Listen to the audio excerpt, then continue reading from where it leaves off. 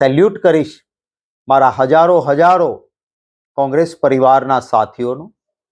કે ડર્યા નથી, આટલા વર્ષથી સત્તા નથી પણ વિચારધારામાં આમ તેમ થયા નથી અને કોંગ્રેસ પક્ષ સાથે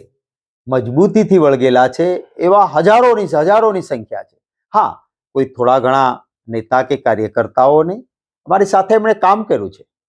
આજ સુધી અમારી સાથે હતા એટલે સારા ને અત્યારે ખરાબ થઈ ગયા છે એ વાતમાં હું નહીં પડું, પરંતુ એમની પણ કોઈ મજબૂરી, મોટાભાગના જે ગયા છે એમણે મને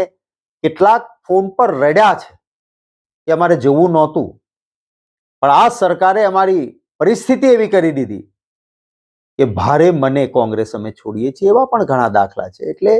પરંતુ આખરે ગુજરાતની જનતા શાણી જનતા છે. માનનીય અહેમદભાઈની ચૂંટણી વખતે 17 નેતાઓ અમારા ગયા હતા, મજબૂત વ્યક્તિઓ હતી, પરંતુ એ ગયા પછી